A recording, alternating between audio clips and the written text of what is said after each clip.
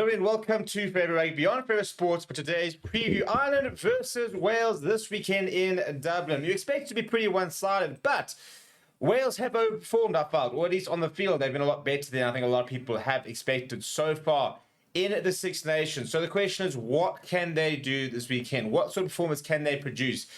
Can this new look Welsh side, give Ireland a go? And something's going to have to happen in the Six Nations this weekend if we are to have an exciting Six Nations, or, otherwise it looks like Ireland might potentially just walk another Grand Slam.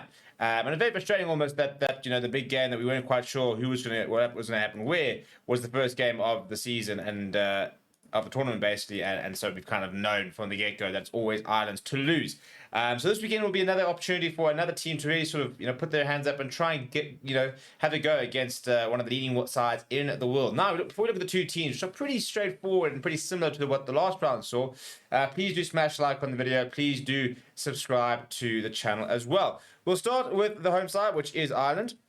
And just one change to that starting lineup, which is at full back. So in the front row, it is Andrew Porter, Dan Sheehan, and Tyke Furlong in that very sort of usual front row from Ireland. Joe McCarthy continues to be back at number 4. He's got Tyke Byrne outside of him. You then got Peter O'Mahony, the captain, next to Josh Van der Vliet and Caelan Doris. Your halfback pairing continues to be Jamison Gibson Park and Jack Crowley, who has been so impressive so far in the Six Nations. You then got James Lowe and Calvin Nash in the wings. In the centres, Bundy Aki next to Robbie Henshaw. Kieran Frawley comes into the side in place of the injured Hugo Keenan. So it's very strange to see somebody else full back, because Hugo Keenan has been such a staple, really, for Ireland in that 23 over the last few years. Off the bench, it is then Ronan Kelleher, Ken Healy, and Oli Jaeger, who's on debut in that front row. They've gone with a 6-2 split, which means there's a further 3 forwards in the form of James Ryan, Ryan Beard, and Jack Conan.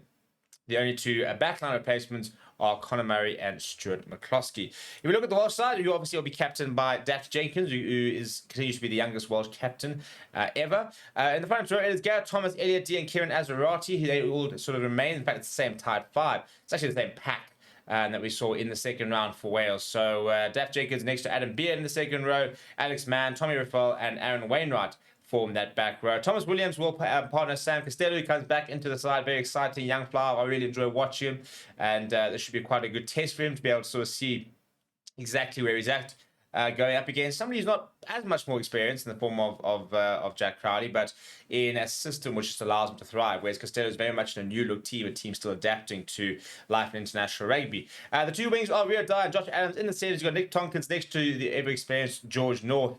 Cameron Winnett continues to play at full back. Off the bench, it will be Ryan Lyles, Corey Namachowski, and Adeline Lewis. Will Ronan's next to the debutant in Mackenzie Martin, 20-year-old Cardiff forward. He only recently signed his first ever sort of senior contract, gets the Welsh call-up, and will get his first cap this weekend off the bench, should he come on. You then got Kieran Hardy, Owen Lloyd drops to the bench, and Mason Grady covering the rest of the bench over there as well. So, in terms of what we've seen from Wales so far, is that we've seen a team that are competitive, and this is what Warren Gatland does so well. Is that, yes, it's a very new look Welsh side. It's maybe a side that's not particularly experienced, and yes, they are sitting second last in the log, but they've not been blown away so far. If you look at the first week, they had that really, really impressive comeback against Scotland, coming just 1 point short, and they were just 2 points short against England in the second round. So they've gone toe-to-toe with both Scotland and England, who are, at the moment, the 2 teams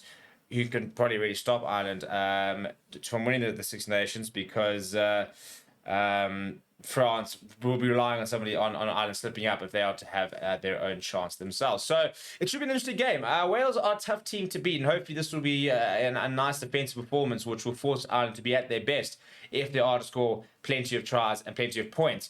But let me know what you think the games have been won and lost. Which players are you excited to watch? I'm really excited to see how Daft Jenkins goes about his work. Joe McCarthy, I think that's sort of those 2 very exciting players I think are potential British and Irish Lions candidates in the years to come. So very keen to see how they get on. Really enjoying I'm going to enjoy the battle of the halfbacks, the halfback pairings, really.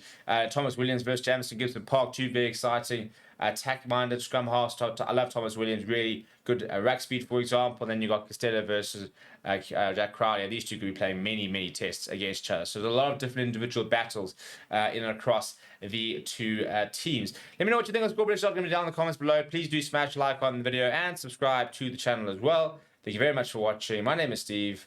I'll chat to you soon.